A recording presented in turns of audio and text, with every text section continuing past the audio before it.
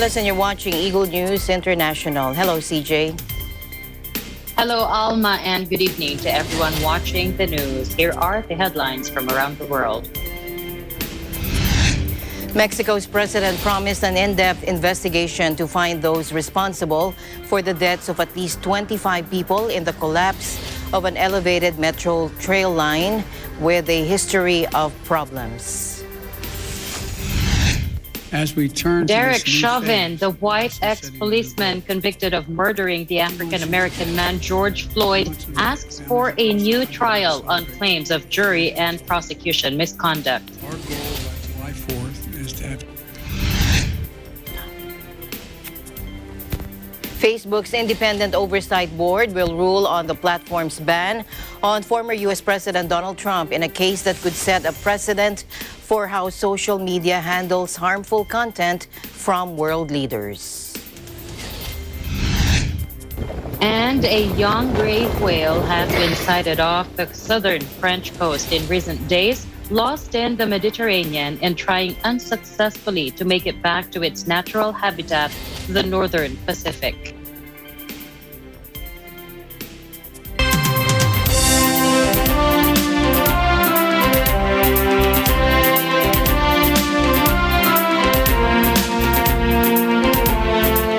First, Mexico's president on Tuesday promised an in-depth investigation to find those responsible for the deaths of at least 25 people in the collapse of an elevated metro trail line with a history of problems. The vow came as emergency services in the capital worked to retrieve the bodies of victims still trapped in the wreckage of the carriages that plunged to the ground Monday night in a cloud of dust that was soon filled by a rush of rescuers. Take a look. Ya nos comunicaron que él falleció, ya nos mostraron fotos a su mamá, a su hermano, para reconocer el cuerpo y desgraciadamente es él. Y al parecer falleció instantáneamente en el accidente. No, pues anímicamente destrozado, ¿no? Porque estábamos muy contentos de que ella fue contratada por el programa que generó el presidente Andrés Manuel López Obrador con esto de la pandemia. Fue contratada, ella estaba muy contenta y todo estaba bien hasta que sucedió esto. Es una triste noticia. Enviamos nuestro pésame a los familiares de las víctimas de este accidente y la postura. Dozens were injured in the accident, one of the worst ever to strike the Mexico City metro, raising questions about construction and maintenance standards on a network used by millions every day. The metro line, the city's newest, was built while Foreign Minister Marcelo Ebrard, a close ally of President Lopez Obrador, was mayor of the capital from 2006 to 2012. In 2014, Ebrard's successor as mayor, Miguel Angel Mancera, suspended services at a dozen stations on the same metro line because repairs were needed due to excessive wear. A study later concluded that there were problems with the design, operation, and maintenance of the track. The section where Monday's accident happened was built by one of Mexican billionaire Carlos Slim's companies. A spokesman for the tycoon confirmed several miners were among the 25 dead. That, according to Mexico City Mayor Claudia Sheinbaum, told reporters nearly 80 others received hospital treatment.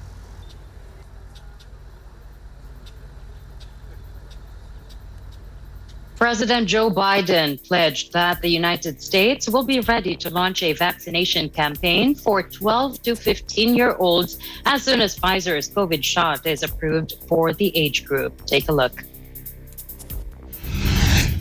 First, children between the ages of 12 and 15 years of age. They're not yet eligible for a vaccine. The FDA scientists are currently reviewing the data to decide if and when to authorize that age range for vaccinations. The FDA and the FDA alone will make that decision. We're also going to slip vaccines directly to pediatricians, ship them to pediatricians during the following weeks, so parents and their children can talk to their family doctor about it and get the shot from a provider they trust the most. Easy, fast, and free. But targeting U.S. teens is a controversial move among many experts who argue it is a serious mistake to use the world's limited supply of doses on a low-risk population while the pandemic surges in countries like India and Brazil. Pfizer and its partner BioNTech said in March their two-dose regimen was shown to be safe and highly effective in a trial of 2,260 12 to 15-year-olds. An emergency use authorization is expected in the coming days, and Biden told White House reporters Tuesday that if that announcement comes, we are ready to move immediately.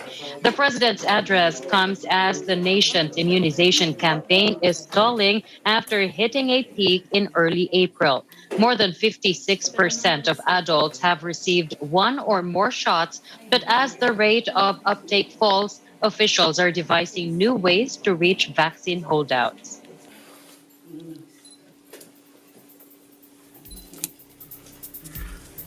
U.S. President Joe Biden said his administration's goal is for 70% of adult Americans to receive at least one COVID-19 vaccine shot by the July 4th Independence Day holiday. Take a look. As we turn to this new phase, we're also setting a new goal. 2 months from today, families across the country are going to celebrate the 4th of July. Our goal by July 4th is to have 70% of adult Americans with at least one shot and 160 million Americans fully vaccinated. That means giving close to 100 million shots, some first shots, others second shots, over the next 60 days.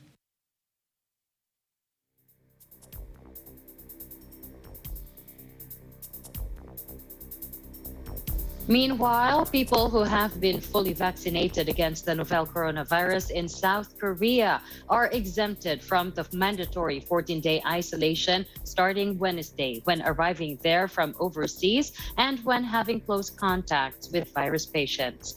The new rules will be applied only for those who have been fully inoculated in South Korea 2 weeks after receiving COVID-19 jabs, according to the Korea Disease Control and Prevention Agency, or KDCA. Authorities said they will still need to receive COVID-19 tests and have no related symptoms to be exempted from the mandatory self-isolation. The mandatory quarantine will also be lifted for vaccinated people who have had close contact with a COVID-19 patient. As of April 21, a total of 65,097 had been fully inoculated in South Korea with a two-dose regimen of either the AstraZeneca or Pfizer vaccine. The KDCA said arrivals from countries grappling with more infections or infectious variant cases, including South Africa and Brazil, are excluded from the exemption. As of Sunday, a total of 9 countries, South Africa, Brazil, Malawi, Botswana, Mozambique, Namibia, Tanzania, Republic of Suriname, and Paraguay were exempted. An Australian court on Wednesday agreed to hear a challenge to the country's controversial ban on citizens returning home from coronavirus hit India. A federal court said it would urgently hear a case brought by a 73-year-old man living in Bangalore who wishes to return. Prime Minister Scott Morrison this week banned arrivals from India, which is recording hundreds of thousands of new coronavirus infections each day. Under the measures, Australian citizens who return home face jail time and heavy fines. The move has caused widespread outrage, with Morrison opposition's own allies, describing it as racist and an abandonment of vulnerable Australians overseas. The Conservative government has argued the ban is necessary to prevent Australia's quarantine facilities from being overwhelmed with COVID-positive arrivals.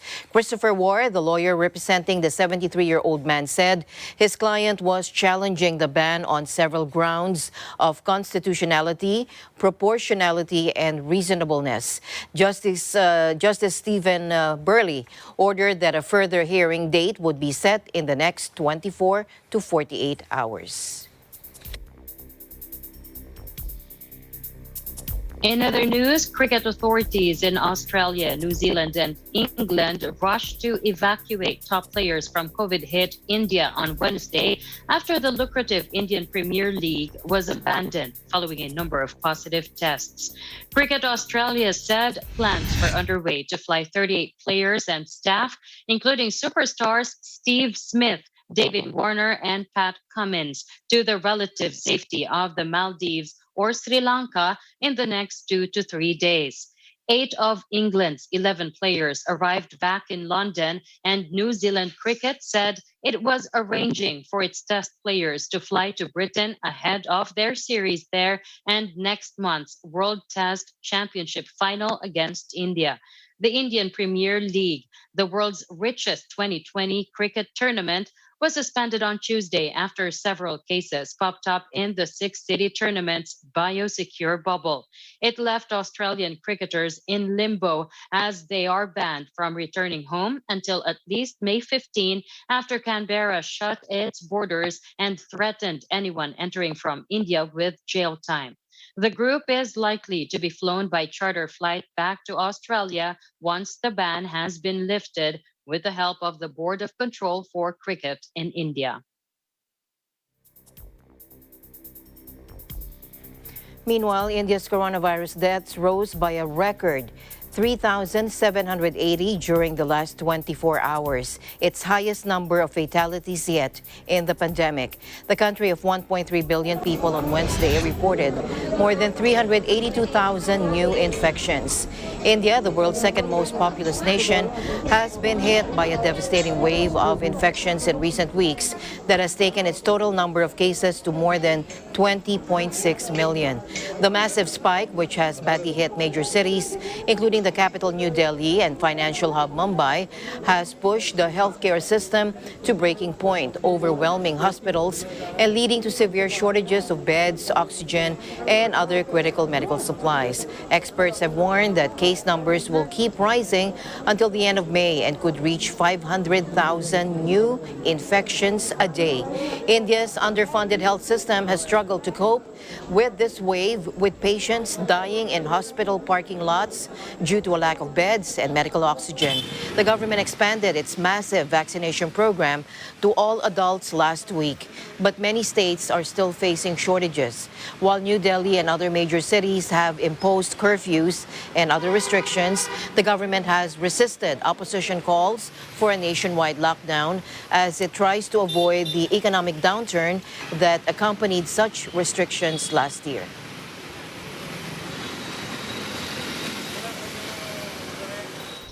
India's coronavirus caseload has topped 20 million, according to official data, as the pandemic continues to wreak havoc on the country's hospitals. The poor have nothing left, says one resident in India's capital, New Delhi. We are just left to die on the streets. Watch this.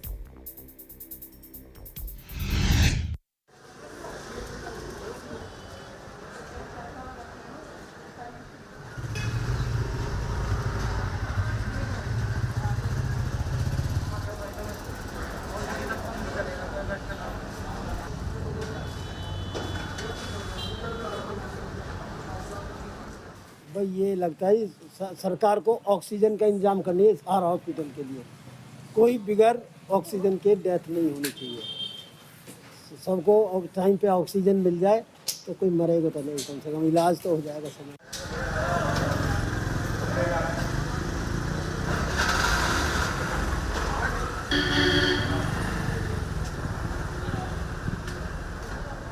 कुछ भी नहीं है, गरीब आदमी तो बाहर तड़प जाते हैं, मर जाते हैं बाहर।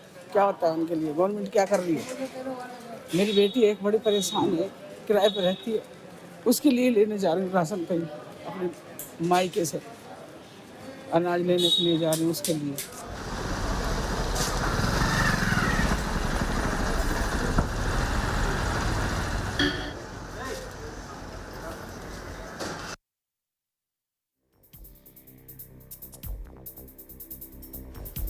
India's Foreign Minister Subramanyam Jaishankar in Britain for the G7 meeting said on Wednesday he would hold his talks virtually after being exposed to possible coronavirus cases. India is not part of the group of 7 wealthy democracies but was invited by Britain to the talks. Was made aware yesterday evening of exposure to possible COVID positive cases. Jaishankar tweeted, he said, as a measure of abundant caution and also out of consideration for others, I decided to conduct my engagements in the virtual mode. That will be the case with the G7 meeting today as well. Sky News earlier reported there had been 2 positive cases among the Indian delegation. Jaishankar met U.S. Secretary of State Antony Blinken in person on Monday evening on the sidelines of the Foreign Ministers Summit. The U.S. State Department said it had been advised, including by public health professionals in Britain, that its health protocols would permit U.S. to continue with the G7 activities as planned.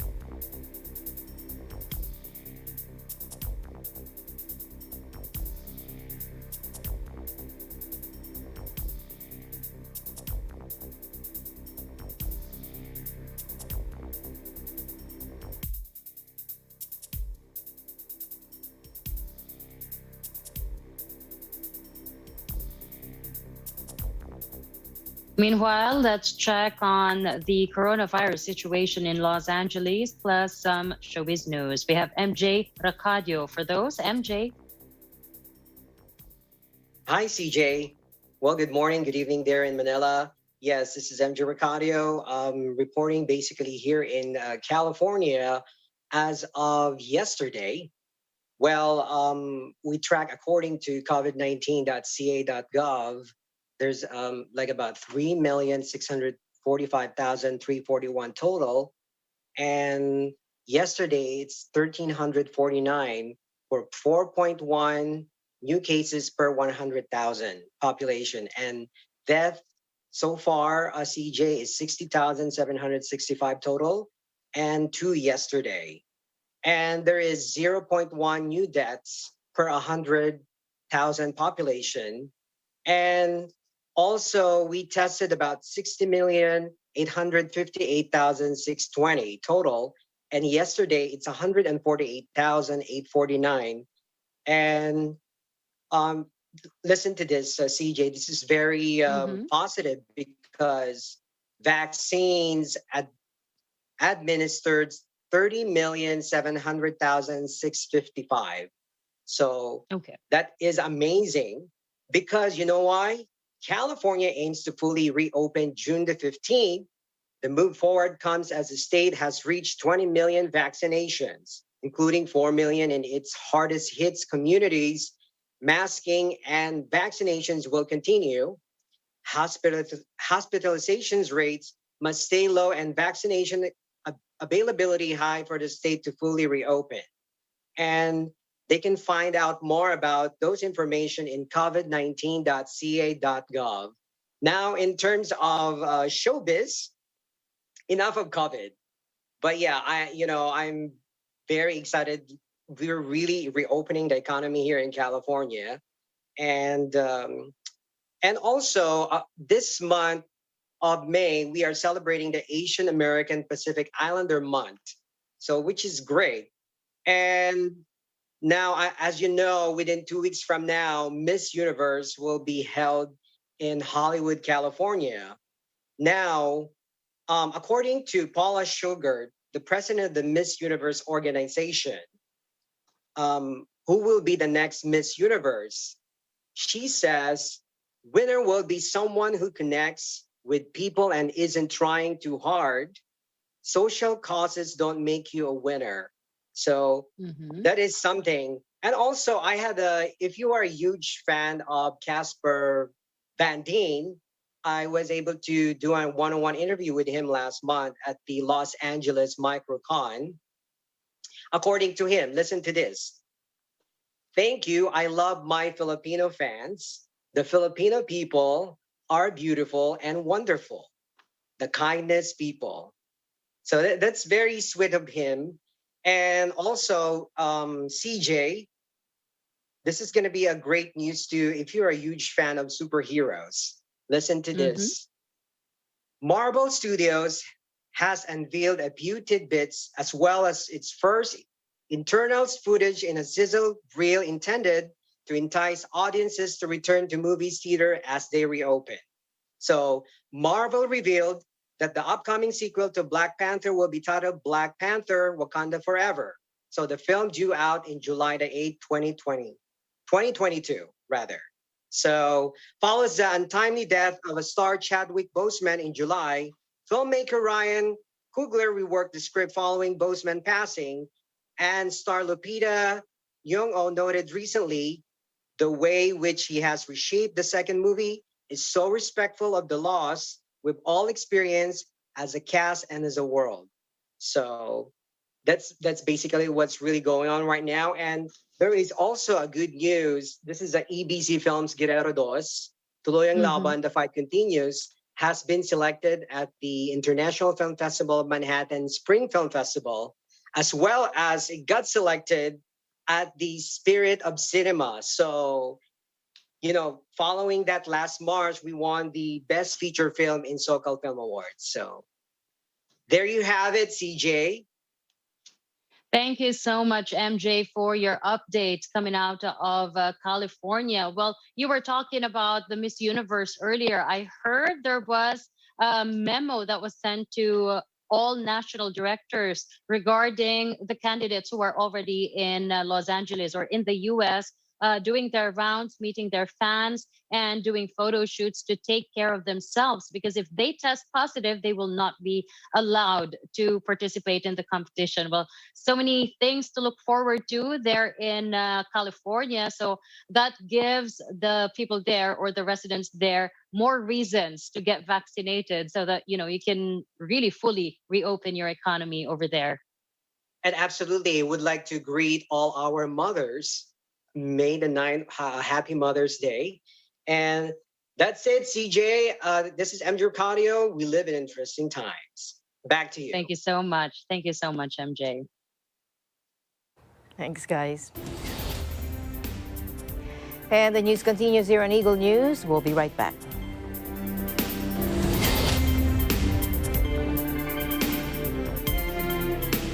This portion is brought to you by Canriv Corporation, your ventilation and air conditioning specialist. Services offered: supply and installation of elevators, escalators, air conditioners, ventilators, jet towel, hand dryers, generators, access control system, factory automation, and modernization. For more info, please contact Ami Kanke at 0915-263-7198 or 0998-900-3224. Mula noon hanggang ngayon, gabay natin ang MTRCB ratings sa matalino at responsableng panonood.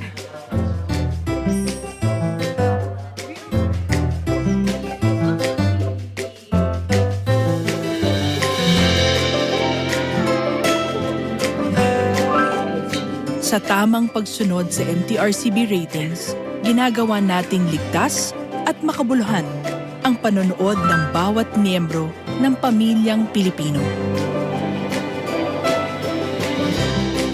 Lumipas man ang panahon, hanggang may pamilyang Pilipino, andyan ang MTRCB.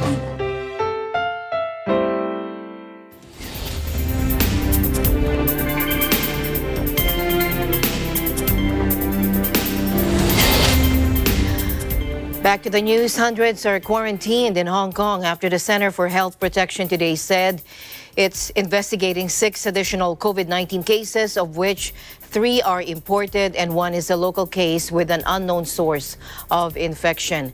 The remaining 2 are epidemiologically linked with local cases. The case with an unknown source of infection involves a 46-year-old female domestic helper. She was asymptomatic and went to a community testing center on May 3 in accordance with a compulsory testing notice, and her result came out positive. One of the linked cases involves a 38-year-old woman who is also a domestic helper. According to the government news website of Hong Kong, further analysis conducted by the Department of Health's Public Health Laboratory Services branch revealed that these 2 domestic helper cases involve the N501Y mutant strain with a higher transmissibility. In accordance with the Prevention Control of Disease Regulation, the center will transfer asymptomatic residents of all units on all floors of Block N2 of Cornhill in Quarry Bay and Royal Ton in Pok Fu Lam, where the patients live, to quarantine centers, while symptomatic residents will be sent to hospital for treatment. They will undergo compulsory quarantine for 21 days. All 3 imported cases arrived from Nepal. A total of 87 cases have been reported in the past 14 days, including 15 local cases, of which 5 are from unknown sources.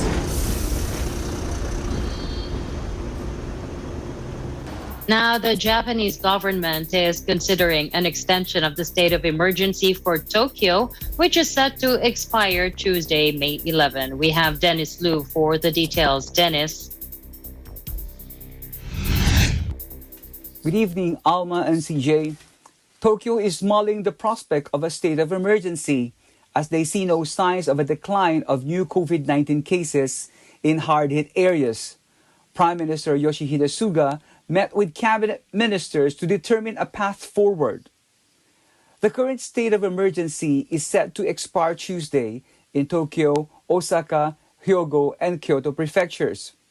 A formal decision by the central government, which had hoped stronger measures over a short time period might quickly stem the rising number of cases, is expected as early as Friday. An extension appears to be inevitable considering the surge in new cases driven by variants has shown no signs of slowing down anytime soon. Experts say the healthcare system in hard-hit Osaka has essentially collapsed. According to the Japan Times here, Osaka Governor Hirofumi Yoshimura reportedly said it would be difficult to relax or lift the current measures in place under the state of emergency. The prefecture has seen daily cases close to or exceeding 1,000 since mid-April, and there have been multiple cases of patients in serious conditions dying at home after they could not be admitted to the hospital due to overcapacity. The Health Ministry, meanwhile, reported the number of COVID-19 patients in serious condition hit a record high of 1,114 nationwide Tuesday. Tokyo logged 621 cases on Wednesday, a decrease of 304 cases compared to the same day last week. But that drop may be due to lower testing numbers during the Golden Week holidays. Elsewhere, at least half dozen prefectures, including Hokkaido and Tokushima prefectures, are either expected to request or have already asked the central government to invoke stronger quasi-emergency countermeasures. On Tuesday, Suga reportedly told an infectious disease expert that he is finding it difficult to decide whether to lift the country's third state of emergency. An extension of the emergency restrictions would come with fewer than 3 months left until the start of the Tokyo Olympics, fanning persistent concerns over whether they can be held as planned. This is the latest for now. Reporting from Tokyo, Japan, this is Dennis Liu. We live in interesting times. U.S. Secretary of State Antony Blinken on Wednesday met jointly with his South Korean and Japanese counterparts to discuss North Korea bringing together the allies despite renewed rifts. Joined by aides, Blinken sat in the center of a U-shaped table with Japanese Foreign Minister Toshimitsu Motegi and South Korean Foreign Minister Chung Eui-yong on each side in a conference room of a London hotel on the sidelines of a Group of Seven or G7 meeting. The three made no comments, but Blinken, ahead of the meeting, said it was vital to work with both countries as President Joe Biden's administration looks to resume diplomacy with North Korea. The two Asian nations are both treaty-bound allies of the U.S., but have long had friction due to the legacy of Japan's harsh colonial rule over the Korean peninsula.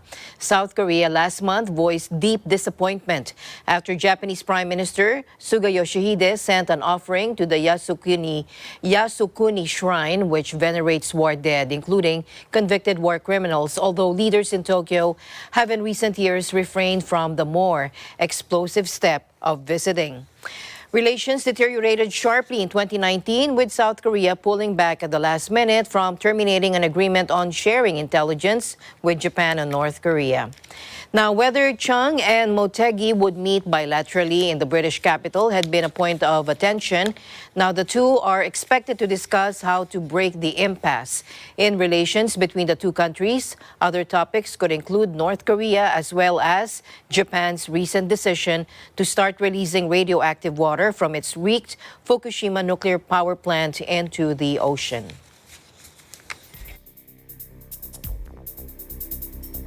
In other news, Hollywood action star Steven Seagal, known for dropping in on tough guy leaders like Russia's Vladimir Putin, paid a visit to Venezuela's leftist president Nicolas Maduro to give him the gift of a samurai sword. Take a look. Que durante 2 décadas promueve justamente el multilateralismo y la diplomacia del Ministerio de Asuntos Exteriores. En las imágenes, el jefe de Estado venezolano maniobra luego de desenfundar la espada samurái. Hemos destacado que se trata y representa un símbolo de liderazgo en este contexto, cuando el actor es maestro experto en artes marciales, y en este símbolo de reconocimiento de liderazgo del presidente de la República, Nicolás Maduro Moros, le obsequia esta importante espada. En este contexto, el actor Steven Seagal ha expresado: queremos luchar por la paz, la armonía y los resultados positivos.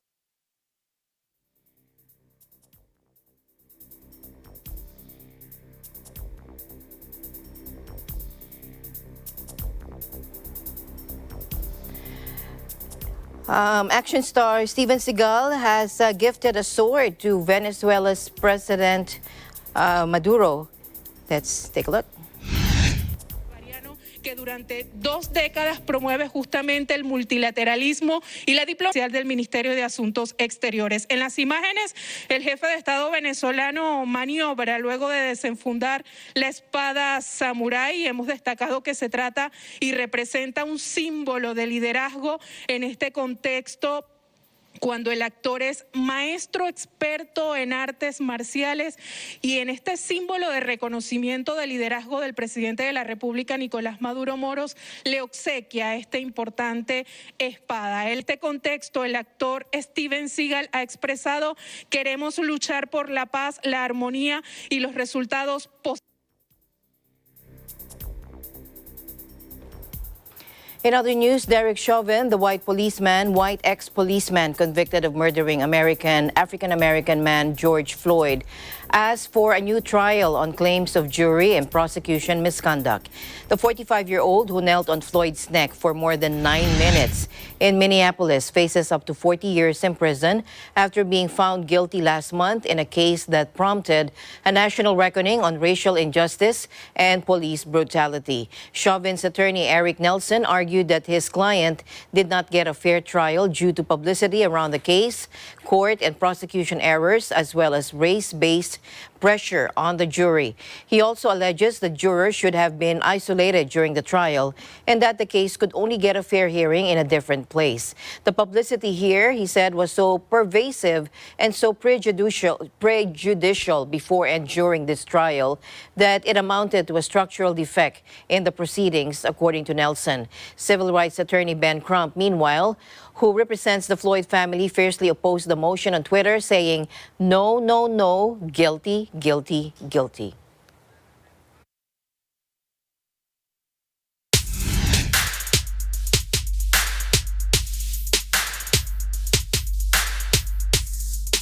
In other news, a young gray whale has been sighted off the southern French coast in recent days, lost in the Mediterranean and trying unsuccessfully to make it back to its natural habitat, the northern Pacific.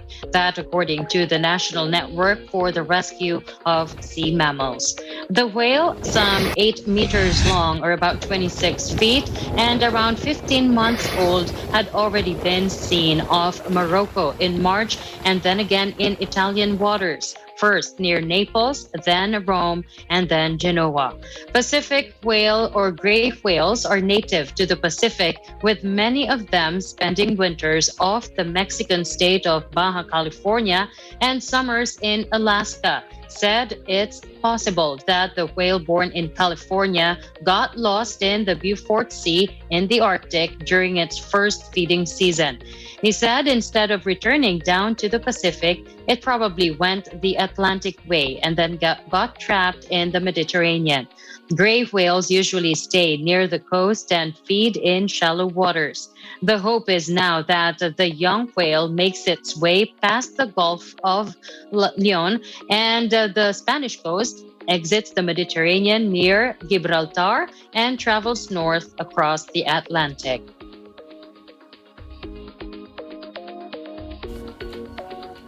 In southern Iraq, putrid water gushes from sewerage pipes into the country's famous marshes, threatening an already fragile UNESCO World Heritage Site. Take a look.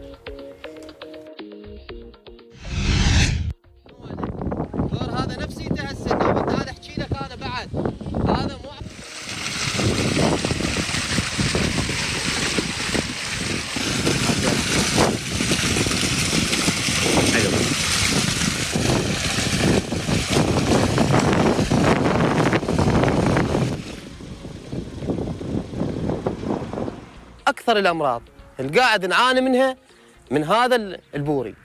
هذا البوري دمرني.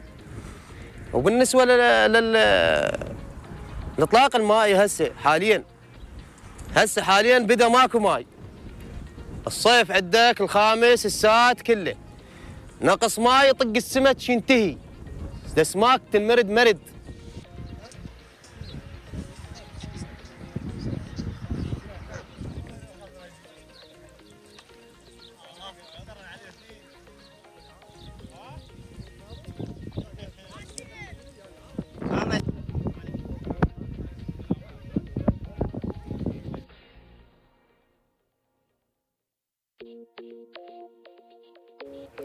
In other news now, a French journalist kidnapped by rebels in Mali's northern city of Gao last month has appeared in a video. Now, he is appealing to French authorities to do everything they can to release him and to free him. He said, I'm Olivier Dubois, I'm French, I'm a journalist. I was kidnapped in Gao on April 8 by the JNIM, an Al-Qaeda-linked group. I'm speaking to my family, my friends, and the French authorities for them to do everything in their power to free me, Dubois said in a 21-second video shared on social media. The clip's authenticity was not immediately confirmed. A French Foreign Ministry source confirmed the disappearance of the journalist and said the ministry was in contact with his family and carrying out technical checks on the authenticity of the video. Malian authorities were not immediately available for comment. Dubois is the first French national to be taken hostage by rebels in Mali since French aid worker Sophie Petronin was freed in October last year. She had been abducted near Gao as well in late 2016. Scores of rebel fighters were released last year in a prisoner swap deal that liberated Petronin, a senior Malian politician and to Italians. France has repeatedly denied paying ransoms directly for hostages in the past.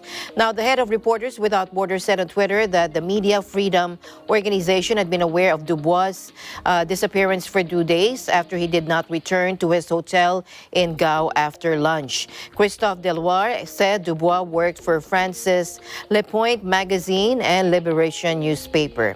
He said that we are asking Malian and French authorities to do everything possible to obtain his release.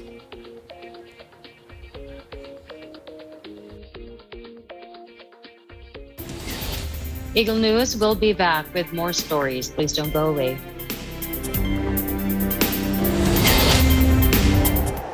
Innovation, digital disruption, globalization. Startups, micro, small, and medium enterprises, as well as large corporations, all face interesting challenges in the market today. Peek into the world of exciting opportunities and partnerships to drive growth with the latest business news and information. We are open for business. Your weekly dose of entrepreneurial inspiration to update you on the latest developments in the world of business. Get up close and personal with CEOs and thought leaders to help you discover valuable insights, sharpen your instincts for smart decision making with the latest markets and economic trends, disruptive ideas, global innovation, social entrepreneurship, and other leading-edge business ideas. Join the conversations to create a more vibrant environment for entrepreneurship. Catch Open for Business, from vision to action.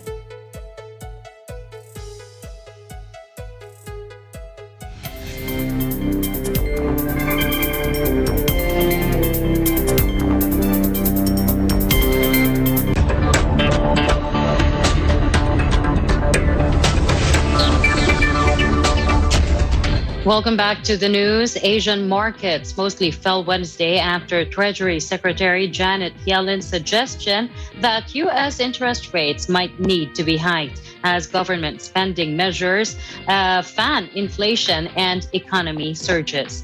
The comments appeared to be a deviation from the united front top officials have put up in trying to reassure investors that the Federal Reserve's ultra-easy money policies or monetary policies will remain in place until the recovery is well on track.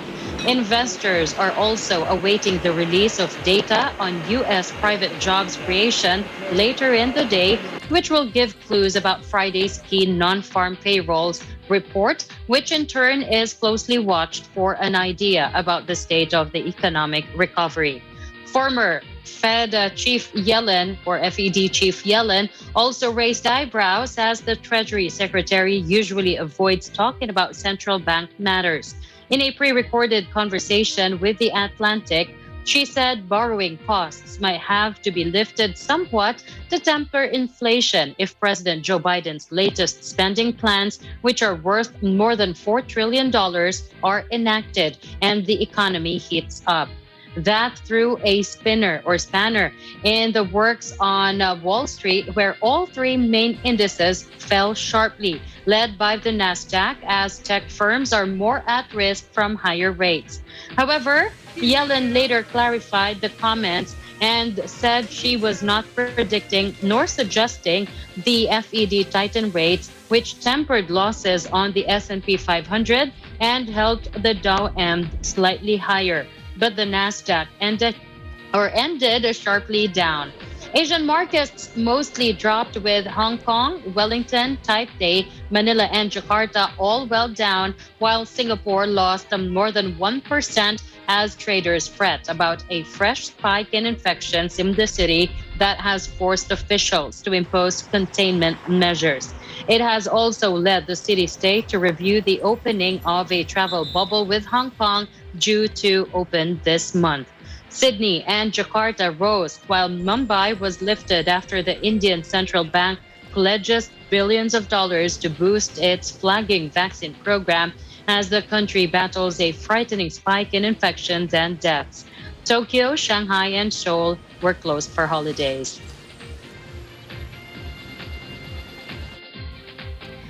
Danish shipping giant Maersk said Wednesday that it booked record earnings in the first quarter on the back of surging demand during the coronavirus pandemic. For the first 3 months of the year, the world's biggest freight company posted net profit of $2.7 billion or 2.3 billion euros. That is almost as much as the group made in the full year 2020 and a 13-fold increase over the figure for the first quarter of 2020, Maersk said in a statement. Sales, which were already announced at the end of April when the group raised its 2021 full-year targets, rose by 30% to $12.4 billion. Maersk said it would launch a new $5 billion share buyback program over the next 2 years.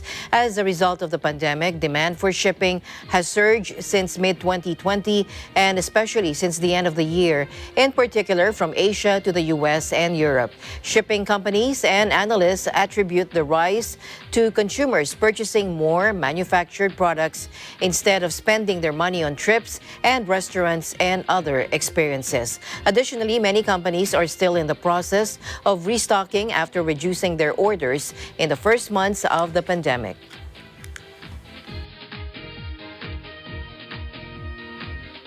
To Colombia now, burnt buildings, a vandalized police station. These are just some of the scenes in Cali following a deadly demonstration against a proposed government tax reform.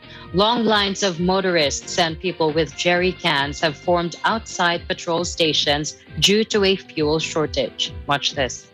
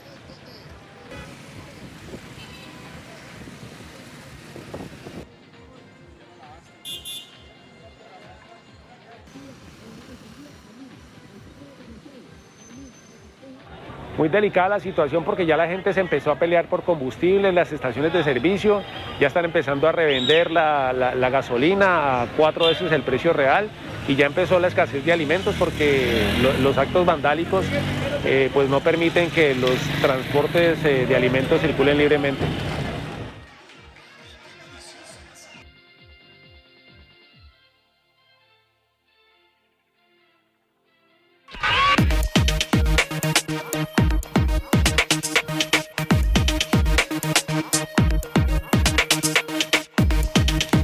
Facebook's independent oversight board rules on Wednesday, today, U.S. time, on the platform's ban of former U.S. President Trump in a case that could set a precedent for how social media handles harmful content from world leaders.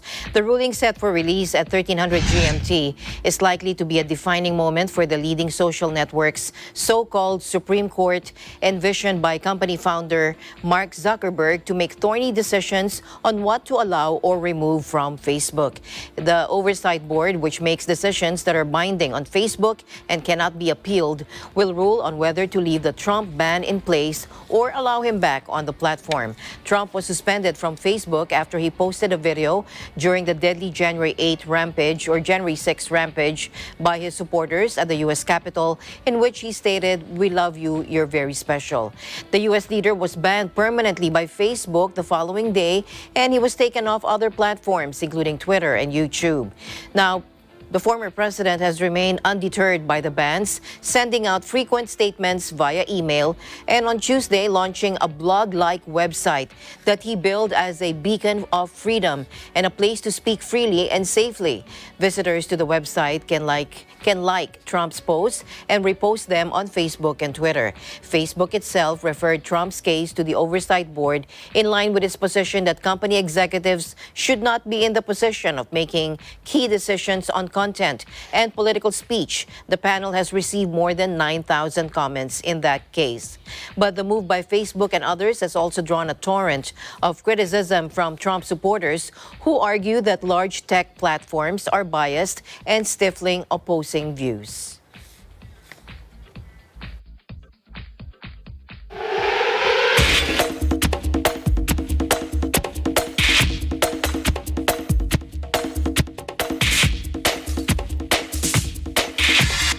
And another proud moment for the Filipinos as Roldan the Cobra Aldea grabs the World Boxing Association's Asia Super Featherweight belt against hometown fighter Junior Kauko Raka via unanimous decision in Papua New Guinea.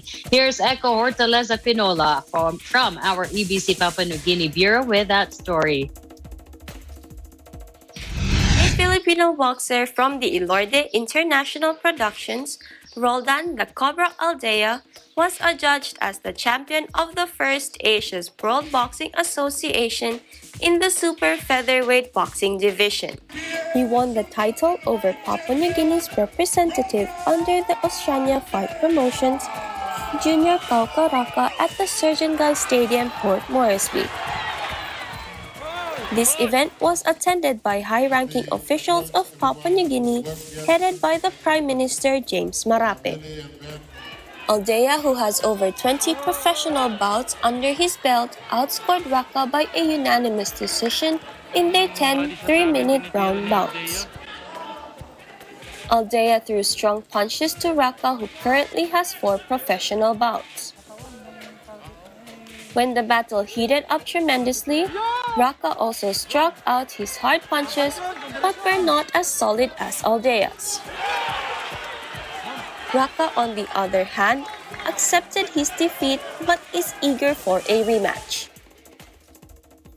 Meanwhile, Mark Sales, who competed in the undercard bouts, was not as lucky as Aldea. He lost over his Papua New Guinean opponent. Kumusta ang pakiramdam ng isang champion? Sobrang saya. Sobrang saya. Masarap sa pakiramdam eh. So yung preparation namin dito, sobrang tagal na ito. Kasi dapat, last year pa to eh. Tapos postpone dahil nga sa, pandemic. Pero yung training namin, tuloy-tuloy pa rin. Yung naman mga 3 months siguro yung preparation ko dito. Training na to. Kaya medyo maganda rin yung condition ko. Nahirapan pa ba? Tama lang din. Kasi siya, pasugod siya ng pasugod eh. Pero napag-aralan na namin yun kasi pinanood ko yung laban niya dati. Sugod siya ng sugod. Fighter siya. Kaya yun ginawa namin technique. 1-2, tapos lalabas. In and out lang. Kasi pag makipagsabayan ako, mahihirapan ako sa kanya. Kasi ganun yung laro niya, yung style niya. Yung mahirap pag nakipag-fightiran ako. Kung hihingi siya ng rematch, pagbibigyan mo ba siya? Depende sa usapan nila ng manager ko. Sa negotiation naman nila yun eh. Ako, go ako kahit na anytime.